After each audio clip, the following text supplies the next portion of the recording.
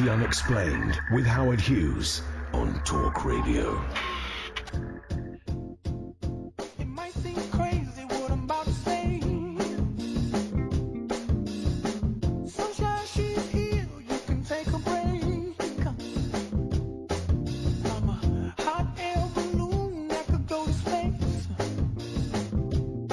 With the air, like I don't care, baby, by the way. Because I'm happy. Clap along if you feel like a room without a roof. Because I'm happy. Clap along if you feel like happiness is the truth. I remember seeing online a dog version of that, where they got some, I think it was called Snappy or something. It was very, very funny. If I had 50 pence for every time I played that song on the radio, I'd be a rich man, and I'd be in Sandtrop tonight. The Unexplained at Talk Radio. David Icke in the last hour. We're going to talk ghosts this hour. Graham, thank you very much. Coming back to us about ice in space. Says that the ice on those planets, Europa, for example, has ice several miles deep covering a salty ocean. I don't know. I need to ask somebody about this, Graham. I wonder if it's to do with the atmosphere or whatever might be surrounding those, that it exists in that state. But once again, my knowledge of science, I was rubbish at it at school. And I'm learning all the time, which is the exciting thing. But thank you, Graham. Archie, we want to get Marcus Allen back about this, because Marcus firmly believes that the moon landings were faked, as some people do in this world if you look online. He's asking, when the Eagle landed, what was the thrust from the thrusting motor directed against? Well, you see lots of questions about that. Was it all done in a studio in Pasadena? Well, we'll come back to that. And we have talked about that before, but we can do it again. And Adam in near Shoreham. I remember once going on the radio and doing a live helicopter flight from Shoreham Airport, Adam. Nice to hear from you. Adam says, love your show and your podcast at theunexplained.tv. Avid listener for 7+ years. You're the kind of person we need. And you're very lucky to live in Shoreham, on the West Sussex border. And just down the road you got Brighton and Worthing the other way. Fabulous. Okay. Right, let's get to the topic for this hour, the rest of it. We're going to talk about ghosts with a bunch of people. I quite often get emails from people saying, Dear Howard, enjoy your show greatly, which always warms me up to them. And says, they say, we've been listening, and we think that we would fit perfectly in with your show. Sometimes one has to be a little cautious with such requests. But I have a very good feeling about the people we're about to speak with here. They are Gatekeepers Paranormal. They have a really cool website, and they're a team of people. Look, in this country there are a lot of people who investigate ghosts, and some of them have lots of technology and do it in a really professional way, and some of them may be influenced. It may be argued by those who may argue it by Scooby-Doo. These people have a great website, and there are quite a few of them. We can name check them here. I think this is everybody. Chrissy, Rob, Matt, Denise, Joe, Paul, Anne-Marie. And they even have on the team, for Gatekeepers, a skeptic, Michael. So they have their own skeptic to balance them up, so they're not kind of believing everything that they might be experiencing. So, with a bit of luck, we're going to get husband and wife team, Rob and Chrissy, on from the Gatekeepers. And let's say, hold on. Chrissy is the medium. Wife is Anne-Marie. Thank you so much for that. Okay, Chrissy is the medium. Let's make that absolutely clear. I misread your website today, which is just me for being silly. So let's get Rob on first. How are you, Rob? Howard, good evening. That could have been very embarrassing. I've just married you. I've just married you off to somebody else, Rob. I hope you're not coming down here to punch me on the nose. Sorry about that. So Chrissy is the medium, and Anne-Marie is the wife, who's also on. Hello, Anne-Marie. Hello, Howard. I'm so sorry for that, Anne-Marie. That's okay. But, look, it makes life exciting, doesn't it? When you're on the edge like this all the time, it's what it's all about. She is Rob's other woman. Okay, well, you said that, not me. We'd all be in trouble then. So Chrissy's the medium, Anne-Marie's the wife, and Rob is the man. Rob, do you have a title there? Are you director, controller? What are you? Me and Chrissy were both co-owners of Gatekeepers. I say co-owners in the loosest of terms because we're not a business, we're not a company. We're just a group of like-minded individuals who passionately enjoy what we do. But I'll tell you what, and, Anne-Marie, by all means, come in whenever you feel like, because we can tell the difference between your voices. I'm not going to do that BBC thing of saying, so let's turn to Anne-Marie now. And if we put this point to Rob, so if you just want to speak, that's absolutely cool. And I know you're so used to working together, that's fine. So we won't mess about like that. But either of you, really, you've decided to do this properly. You've decided to get the equipment and go to the places, it seems to me, where the best stories of paranormality and ghostly activity occur. Yes, yeah, absolutely. It was more luck than anything else, really. Back in November last year, saw a charity appeal on the TV. It was children in need, actually, and I thought, why don't we do something? The gatekeepers had been set up a couple of years previous to this, and I thought, why don't we do something for children in need? Because all we were looking for was locations which were either free, cheap, or derelict, which we can go and investigate. So I contacted a fantastic location in Leeds, Abbey House Museum, and they were more than happy for us to go along and conduct an event, an investigation. And we thought we'd invite a few locals along, each asking them to donate a certain amount of money. And cut a long story short, we ended up raising just short of £700. Well, this is good. I mean, the catalyst. Cutting to the chase here, and it's a great thing. You're not just doing this for your own. Of course, you're doing it because it's interesting, but you're not just doing it for interest. You're also raising money for charity along the way, which is always a good reason, and it's one of the reasons that you're on here.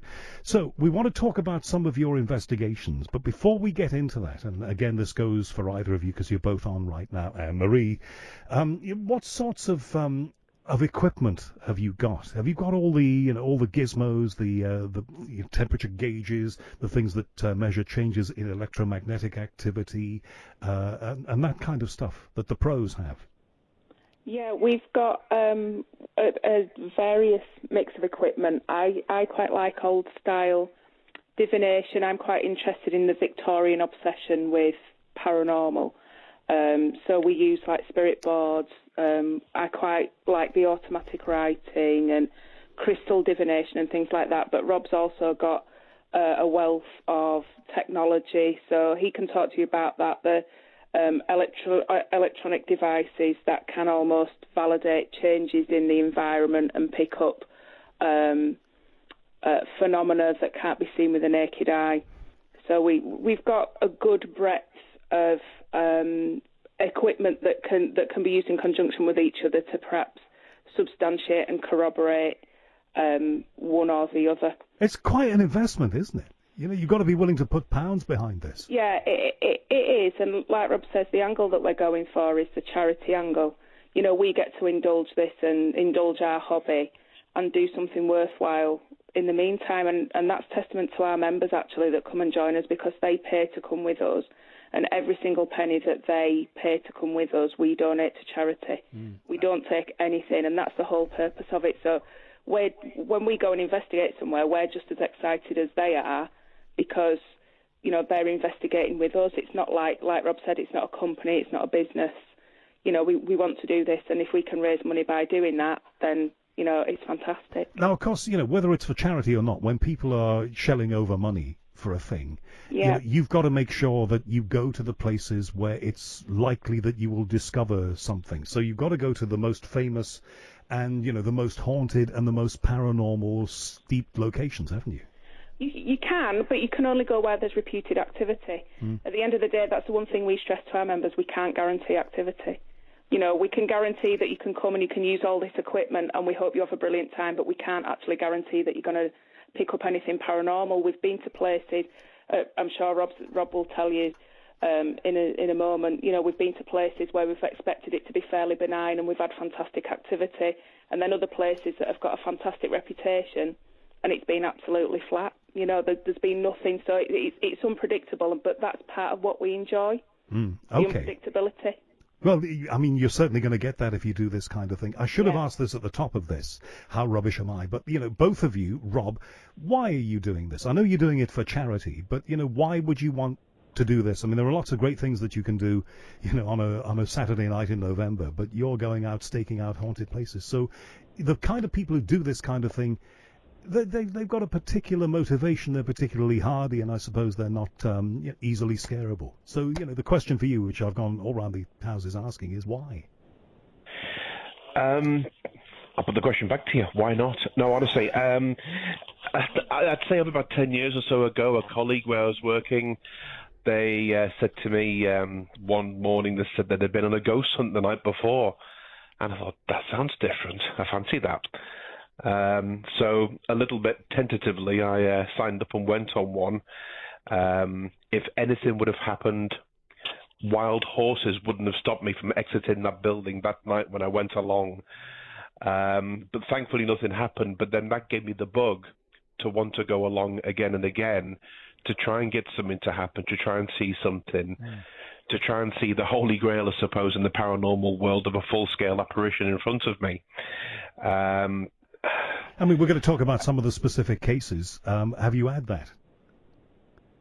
I'm sorry, can you say that again? Have you had that? Has it happened? No, I haven't had the Holy Grail yet, no. Oh, okay, but you've been there or thereabouts from what I've been reading. We have, yes. Okay, so we're going to talk about some of the investigations. One of the things that differentiates, that marks you out from other groups who might be, more or less influenced by Scooby-Doo and stuff like that. Number one, there are quite a few of you as a team, but you also have your own medium who you take along to these things, and you also have a skeptic. We haven't got him here tonight, but you can tell me. You have a guy called Michael who you take along who is a skeptic. How does that work?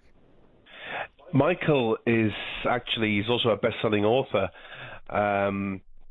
Basically, he's part of the family, so to speak. He's actually Anne-Marie's brother, but he is also a best-selling author. Now, he didn't believe what we did at all.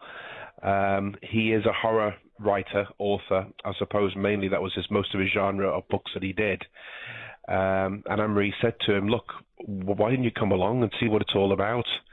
And it was then that he decided, well, why don't I write a book and chronicle your findings and investigations over the coming year? And that was the start of him coming along with us at the start of this year. And that's how we've got Michael with us. Okay, but he's listed on your website as the skeptic. So does he sit there or stand there saying, and you're saying, what was that? And he's saying, oh, it's just the central heating turning on. I think that's how it works. Happened over the past few months. Michael is. He's coming round to your way of thinking, is he? He's coming round to our way of thinking. Yes. Okay. And the idea of having a medium with you, Chrissy, is that to try and make contact with whatever might be there? Pretty much in a nutshell, yes. Chrissy is the co-owner for starters. Also, I don't have that sensitive gift as some people would tag it, I suppose. Chrissy, she has that unique gift, as I suppose mediums will be able to verify this as well, that she can see dead people. You're putting it in the loosest of terms. She can sense what's going on. She picks up images, colours, and so on and so on. And has she ever been able to tell you, before we get into, we'll take a break and then we'll do some of your specific cases, but has she ever been able to be in a situation where something sort of anomalous has appeared and she's been able to say, well, actually, that is the spirit of Edmund Frankton, who was the man who ran things here in 1583. She can sense when something's going to go wrong. Yes, you're quite right there. Right. But as a medium, she very rarely would get a name come to her or a date or anything like that. She would get an image, a picture, the colour yellow. She would ask a guest member, does the colour yellow mean anything to you? Yeah. She gets feelings, emotions more than anything else as well, It's very rare that she will get it, but she can sense if there is going to be something going on. She does have spirit guides herself. Right. Okay. One quick question about the equipment then. A lot of people are using these so-called spirit box things that are basically an FM radio that goes up and down the dial. Yes. And I think they also work another way, that the white noise, which is the noise you get between I mean, people should be listening on digital radio these days anyway. But we're talking about really old-fashioned, antiquated FM technology, which was around before digital radio, which we're on, but they get messages on the white noise and also messages that are made up of little bits of speech by going up and down the dial. Do you have that? Yes, I do, yeah. And is that useful? I've heard it, a fantastic occasion where I've heard it work. I'll be really, really quick here. Steelhouse Lane, lock up the old Birmingham Central Police Station. We were down there. Now, when you're using the Spirit Box, we tend to ask what's called baseline questions first, such as what colour top am I wearing, and so on and so on. And you get answers from that. You get answers that mean something. Well, yeah, because you want to try to eliminate taxi ranks, FM stations outside, and so on, which you could be picking up. Right. A guest asked what colour top she was wearing, and as clear as I'm talking to you right now, the Spirit Box came back and said blue. She was wearing a blue coat. That's good. I'm glad it didn't come back and say, all cars light are mobile, anybody for a pickup on Lenton Lane. Listen, would have been awkward. We're going to take a break, come back with the Gatekeepers Paranormal People.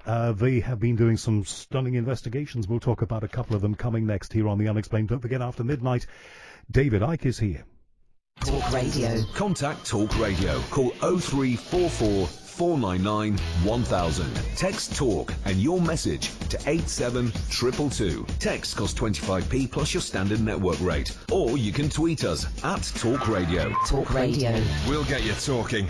Afternoons with Jamie East on Talk Radio. Investigate the unlimited possibilities of speech radio at Eastworld. What is the best piece of gossip that you have ever heard at Salford Business School? The radio show that questions the very nature of our reality. What makes us human? Why do we sin? My goodness me, if these walls could talk. Where can I get a pair of glasses like Jamie's for under a £5?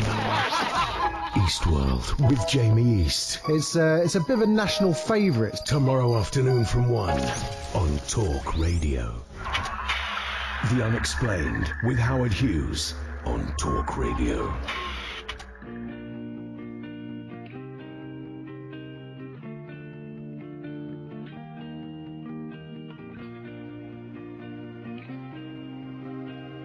I've got this feeling that it's all of a sudden going to get much louder. Have a listen. This is The Unexplained at Talk Radio, by the way. Howard Hughes here.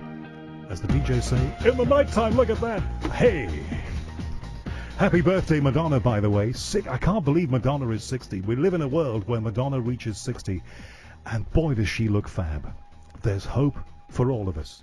Maybe even me.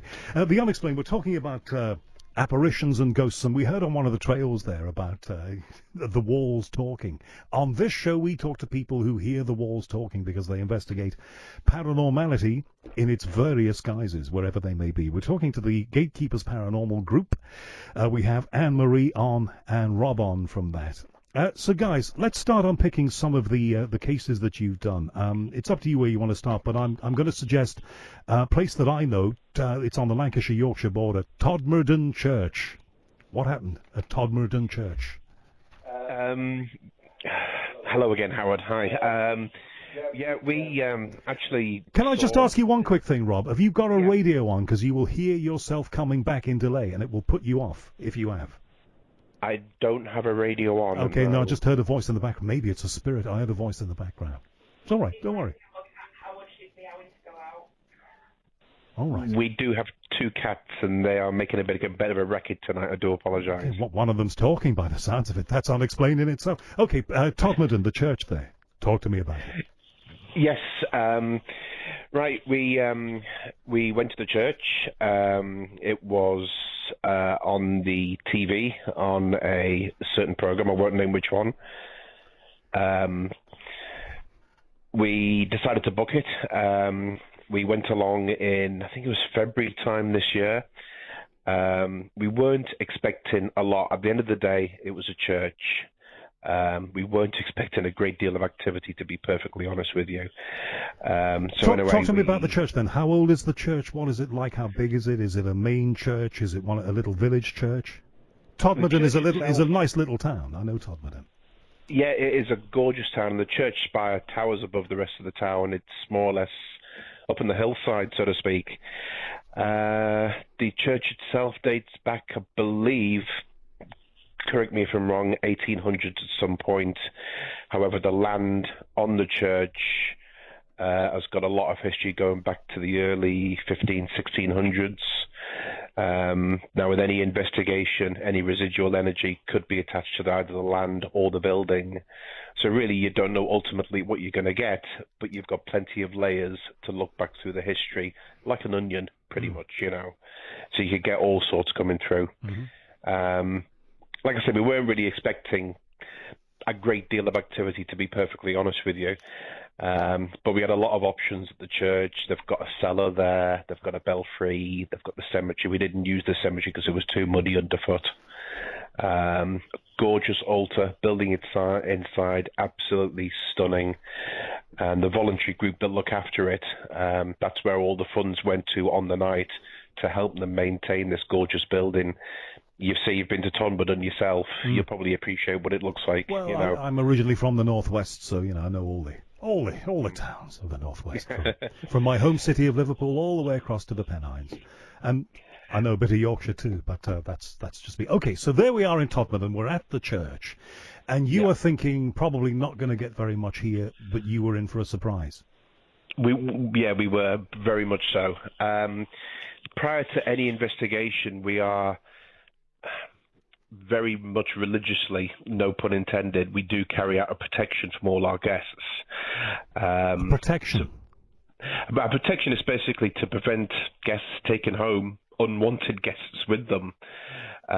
It'll ground each guest to where they are, so that if there is any spirit activity there, they don't get an attachment to go home with them. I have known it happen myself. I've seen it happen.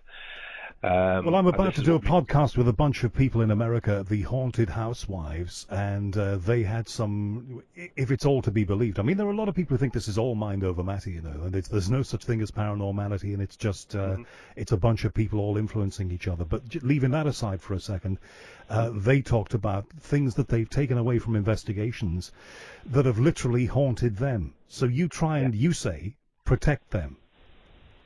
That's what that's what we do prior to any investigation. We do protect the guests, and this is led by our group medium, Chrissy.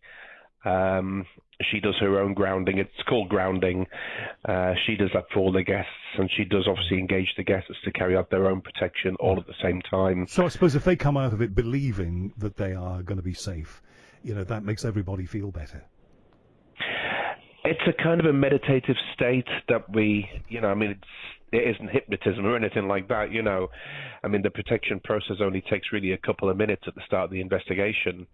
I won't go into specifics on the radio for obvious reasons. No, thank you. But it does work. I say it does work.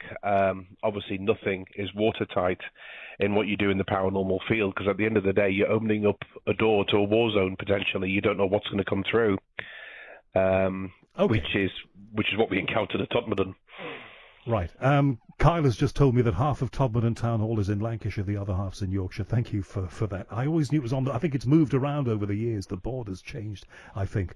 But thank you for that, Kyle. So there you are in the church. You've done your preparations. You're thinking to yourself, well, let's have a look at the clock here. We can probably finish by, 2:30, and then we can all go and get a good night's sleep. But I'm guessing from what you've already told me that it just didn't work out that way. Well, yeah, we arrived early. There was only 6 guests ended up turning up. A few of the guests didn't come along at all. Now, we didn't do the protection straight away at the start. We were more worried about getting ourselves a nice warm cup of tea or coffee when we first got the brew up. A few of the guests went down to the cellar area, and after about 5 or 10 minutes, they came back up. One in particular, Andy, showing us his arm where he'd been scratched. Now, there was 2 other people with him at the time. He was stood in the middle of the cellar room downstairs, wasn't touching anything at all, and he had 3 clear scratches on his arm. Now, I couldn't explain that, and neither could the other 2 guests with him. And he hadn't walked through a rusty gate or something like that? No, there was nothing down there at all. It was just like a square wall. And did he feel himself being scratched at the time, or did he only notice them later? He felt them at the time. and they became more apparent and more visible after about a minute or so after he came back upstairs, and instantly came over to myself and Anne-Marie and showed us the scratches. And did they look like maybe fingernails had made them, or some kind of implement? I suppose the scratches are about 2 inches long, pretty much together. I suppose like a talon, like a claw. Oh, God. Now, there was 3 clear scratches, and I hate to say it, but I sound like a Burke sometimes when I say things like this to people, but apparently the 3 scratches are meant to be a mocking of the Holy Trinity. Now, whether it is or not, I don't know, to be perfectly honest with you, Howard, I don't know. But, all we know for fact is that he says that he felt those things, and he came out of there, but there was nothing he believed and you believed that could have caused them, other than something that we can't explain. That's right. They did, when they were down in the cellar, both him and Michael, who were down there at the time, Michael obviously the skeptic, they did call out and ask for activity to come forward and affect them. So they got it? Yeah, they did. Michael got scratched as well. Really? 2 of them were they scratched? If they were scratched identically in the same sorts of places, in the same sorts of ways, that either means that they encountered the same physical obstruction, or something was at work that wanted to put a mark on them. Yeah, well, Michael was scratched in the back of his neck. Really? And the scratch marks, well, I don't know, how would he get that? It couldn't be going through a gate or something, because he'd have to do it kind of neck first. There was no gate or any barbed wire or anything with sharp surfaces on the way down to the cellar area. Gee. What else happened? Well, the evening carried on. Obviously, we pretty much straight after that, we did the protection for the guests. We were hearing subtle activity, shall we normally call it subtle, which it's there, you can hear it, you can sense it, but there's nothing really going on. A few of us went down to the cellar area. That was myself that went down there as well. There were about 3 or 4 of us. We did some calling out to spirits, took the equipment down there with us. We heard after about 15 minutes, half an hour or so, 3 loud bangs. Now, there's only one way in and out of the cellar. It's up a pretty thin, windy staircase. So if you're hearing bangs, there's only one way, and that's towards where the bangs were coming from, unfortunately. We did leave the area pretty much immediately. The other group of 3 or 4 people were nowhere near where we were in the cellar area, so we don't know where the bangs came from. Was Michael the skeptic with you? Yes, he was. And what did he make of that? This is the point where he started to turn, shall we say, thinking, hang on a minute, not everything here is explainable, to be honest with you. And the bangs came from a place where your guests were not, and you weren't? Yeah, we were kind of in the cellar of the bell tower. Now, the church was, let's say, about 20 feet adjacent and kind of over a little bit. And they were nowhere near where the cellar area or the bell tower area was. And the bangs came from pretty much directly above us.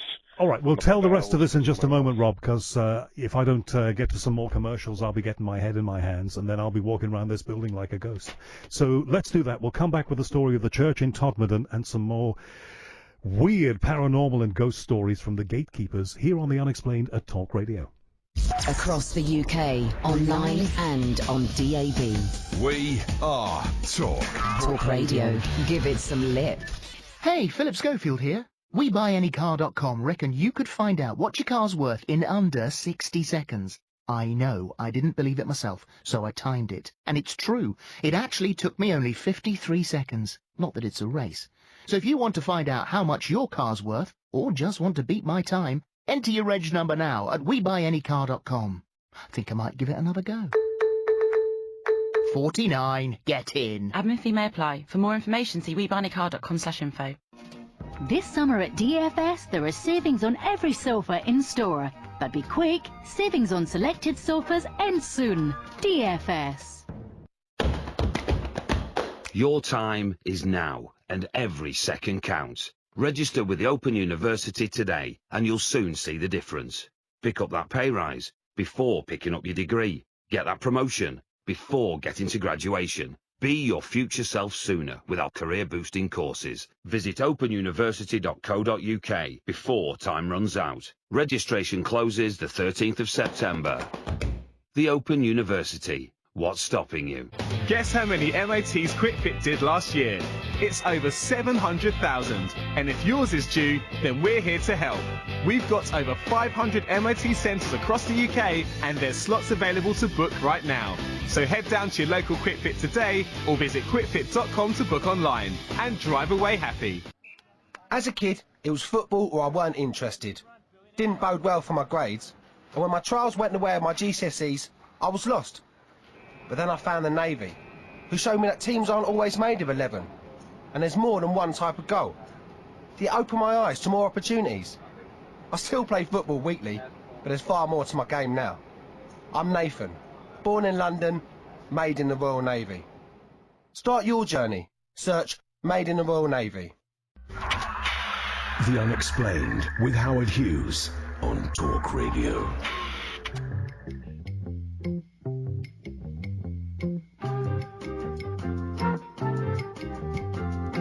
Just like a lot of ghosts, they'd be living in the past.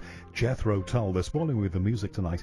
Here on The Unexplained, only at Talk Radio. Just before we get back to the Gatekeepers Paranormal team, tonight we have Rob and Anne-Marie from there talking with us about the case at Todmorden, and then we'll do a couple more, and that'll be us. Just to say that a rare event has happened this week. I had an idea. Now, I can never gauge whether it's a good idea or a bad idea, so you've got to help me with this. I had a thought that we might start doing something that nobody else is doing, perhaps a ghost story each week. So let me know if you think that it's a good idea, you'd like to hear that. Maybe doing 10 minutes or so, and I'll read a ghost story, and then we might start getting other people to read them. And if you have any favourite ghost stories or sources of ghost stories that we might get into, or if you think it's a rubbish idea, that's fine. You know, that's how I've built this show as a podcast over like 14 years or so. You know, I need to hear what you think about that. So I'm kicking around this idea of after midnight, maybe to close the show, not yet, but at some point in the future, having a ghost story. So your thoughts about that will be gratefully received at my website, the one-stop shop for all you need to know about the Unexplained, theunexplained.tv. Also, there's a great haunting podcast going up on my website, probably by tomorrow morning. Watch out for that. Okay, let's get back to the gatekeepers now. Rob and Anne-Marie. Anne-Marie, you're being very quiet. Are you all right? Yeah, I'm fine. I'm just letting Rob do his thing. He's very good. But, you know, chip in whenever you want to. Yeah, I think going back to the thing at Todmorden, what Rob was just saying about Michael and Andrew, is that Michael actually captured on video the moment that Andrew got scratched because they were on night vision camera down in the cellar. So there was nothing there. They were both stood fairly, you know, prone in the middle of the room, not touching each other, not touching the walls or any surroundings. And Michael actually caught the moment that Andrew got scratched. He, like, clearly flinched. And it was actually Andrew that got scratched on his neck. Michael got scratched on his hand. And you recorded that on night vision Michael's got camera? that on video, yeah. I mean, that's almost like, what do they call them, stigmata appearing. Yeah, it is. And both of them were scratched, had 3 scratches, 3 vertical scratches. Andrew's slightly more severe, but they were being very arrogant and very cocky and almost inviting it to happen. Because they called out for it, didn't they? Yeah, so, and it's like prove that you're there. It's almost like a dare. I dare you to do something. So you all got, after the bangs that followed that, the loud bangs, you all got out of there, didn't you? Well, I wasn't actually down there. I didn't go down the cellar because I'm slightly claustrophobic and it was quite a narrow staircase. So I stayed up in the main body of the church with Chrissy and some of the other guests. And we were doing a spirit board up there. And we got initially, like the first indication, we got a really strong sulphurous smell. And that's an indication of like unpleasant presence, really, if you smell sulphur. It's like rotten eggs, isn't it? Yeah. Or in fact, let's put it another way, decomposition. Yeah, it is exactly like that. And we got this really strong, overpowering smell of sulphur.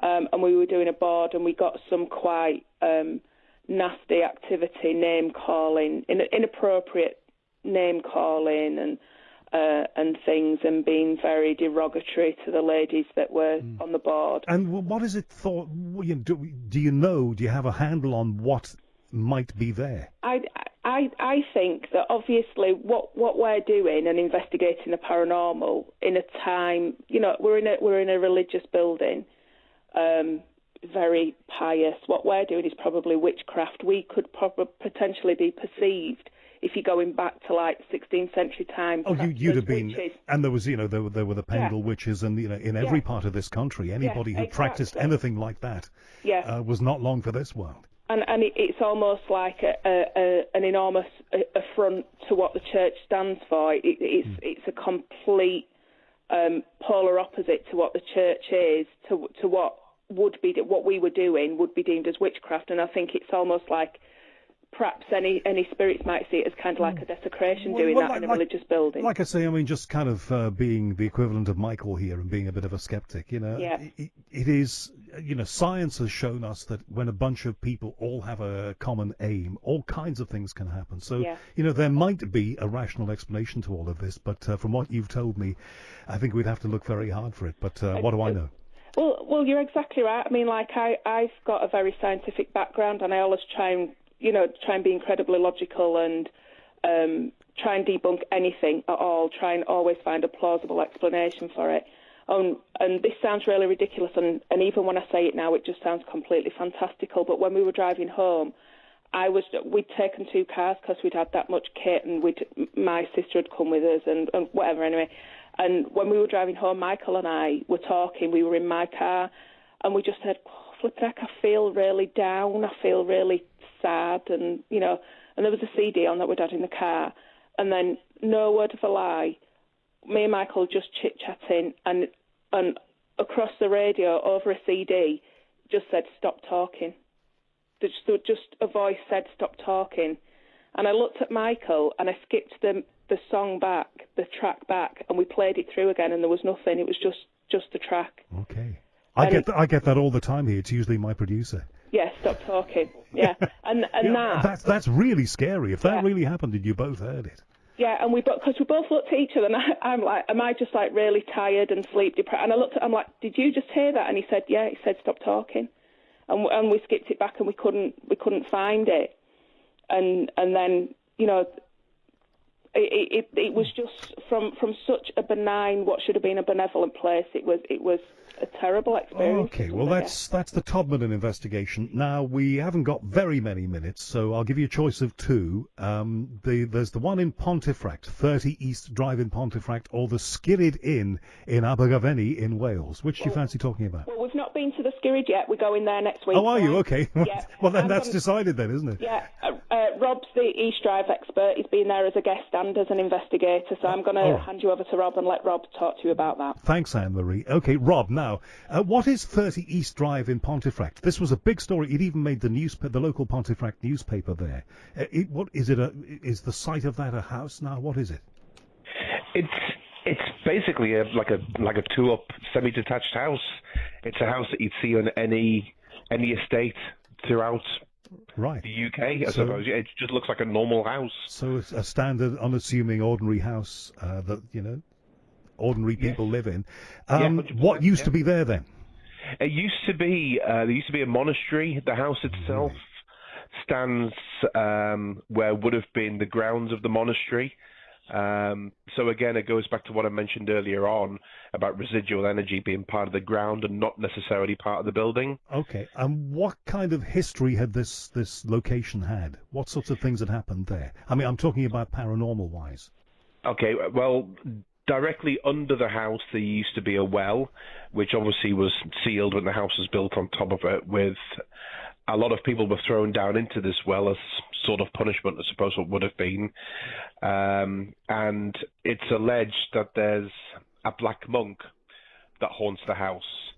Now, the neighbour, Carol, has seen all sorts fleeting between her house and number 30. She's obviously the other half of the semi-detached. What, you've seen apparitions going between them? Apparitions seen between them. I haven't personally seen them there, but there was a film when the lights went out back in 2012, which catalogued the activity of a family known as the Pritchards, who one summer in 1976 were subject to a most terrifying ordeal with a lot of negative spiritual activity in the house, such to the extent of they basically fled the house and left it as it was. All right, now we've only got 3 minutes, less than we've got 2 minutes really. So let's cut to the chase. When you went and staked that place out with the supposed spirit of the 500-year monk from 500 years ago, what did you detect? I got to be quick here. Okay. You can do it. Hosting it just recently at the start of July. All the guests downstairs, every single one of us accounted for. We heard distinct footsteps upstairs. Went upstairs, went quiet, came back down again, happened again. All of us slept over in the house, which was most unnerving indeed. Michael, our skeptic, I say with the loosest of term now, woke up in the middle of the night and heard somebody walk down the stairs in the house. I question Michael's tag now as skeptic, to be honest with you, because I think he does as well, to be honest with you as well. Because he's seen with us, heard, felt, seen all sorts. On our website, if I can please say this, www.gatekeepersparanormal.com, we have videos of recent investigations on there. The listeners wanted to have a look at what we do, to see the evidence, what we've got on there. It is on there, and we would love for listeners to join us on any future events as well. All right, now you're going next week to the Skirrid Inn in Abergavenny, yes, we are. Which is... I know Abergavenny well. It's the kind of last stop, I think, on the train. When I was a student in Cardiff, Abergavenny was just the stop before Cardiff, I think. It is an area that's high up. It can be quite lonely and foreboding, but just tell me in a couple of seconds the kind of stuff that goes on there, and we'll talk again about it when you've done it. Personally, I have no idea, and I'd like to keep it that way. We all do, to be honest with you. But one thing we do know, with any preconceptions, it's got a reputation, though, yeah? Oh yes, 100%. Yeah. All right, well, we'll talk again about this. As well. When you've been there, we'll get you back on and we'll talk about it. What's that website again? It's www.gatekeepersparanormal.com. Okay, and you can read about your charitable work there and stuff like that. Robert and Anne-Marie, thank you very much for that. We're out of time here on The Unexplained. Wow. And I'll tell you what, there's an awful lot more stories, and you'll see some of them on their website. And they're going to go and stake out that place in Abergavenny, which is kind of south of mid-Wales. And I recommend that area, definitely. It always used to be, what was the Craven Arms, Shrewsbury, Craven Arms, Abergavenny, and then you're down into Cardiff. Long ago and far away. The Unexplained with Howard Hughes. Your thoughts on this show, welcome. Go to my website, theunexplained.tv. Leave me a message there. Coming up after midnight, we have an appearance by David Icke. Stay here. Talk Radio. Intelligent, organic entertainment. Talk Radio. We'll get you talking.